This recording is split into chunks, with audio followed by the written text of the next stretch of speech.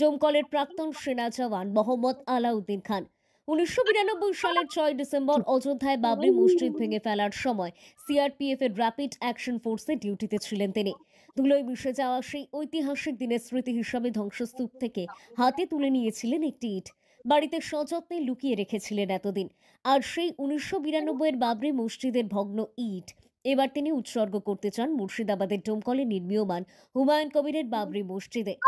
ঘটনা জানাজানি হতেই এলাকা জুড়ে চাঞ্চল্য। আলোচনার কেন্দ্রে আলাউদ্দিনের সেই ইট, যা 3 দশক ধরে ইতিহাসের নীরব সাক্ষী হয়েছিল, আর যা এবারে নতুন করে ছোঁয়া দেবে বাবরি মসজিদের আরেক অধ্যায়কে। আমি ডিউটি ওখানে তৈনাত ছিলাম। সেই সময় CRPF rapid action force RF বলে, সেটাতে আমি তৈনাত ছিলাম আমি। এবং আমাদের ক্যাম্প ছিল সেই সময়তে ফৈজাবাদ আর্মি ক্যাম্পে। ওখান থেকে আমাদের তৈরি রাখা হয়, কিন্তু আমাদের মানে আদেশ দেওয়া হয়েছিল না। সকালবেলায় আদেশ দেওয়া হয়েছিল, সকালবেলায় গিয়ে দেখি আমরা বাবরি মসজিদ একদম ধূলিসাৎ হয়ে গেছে। সেই সময় থেকে আদেশ দেওয়া হয়, সেই সময়তে সব তখন তাড়ানো হয়। সেই সময়তে কিছুই ছিল না, সেই ইট পড়েছিল কিছু, সব কিছু ইট সব নিয়ে চলে গেছিলো।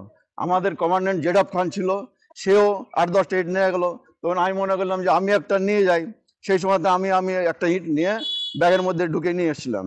এবং আমার এই বাইতপুর খানপাড়া মসজিদে আমার এটা সংরক্ষণ করে রাখা ছিল ওটা। আর এখন যেহেতু আমাদের হুমায়ুন কবির বাবরি মসজিদ তৈরি করছে, সেই অনুযায়ী আমি তো মনে করলাম যে এটা যদি আমি দান করতে পারি সবচেয়ে পুণ্যের কাজ হবে। এটা সংরক্ষণ রেখেছিলাম আমি, যে আমাদের মসজিদে রাখা যাবে একটা স্মৃতি অনুযায়ী, বাবরি মসজিদ স্মৃতি। আপনি নিয়ে এসেছিলেন নাকি আরো নিয়ে এসেছিল? আমাদের জেডাব খান আমাদের কমান্ড্যান্ট ছিল, আমাদের যে সিআরপিএফ কমান্ড্যান্ট ছিল, উনিও 8-10টা নিয়ে গেছিলেন। এবং আরো কয়েকজন নিয়ে গেছিল অন্য মানে স্টেট থেকে।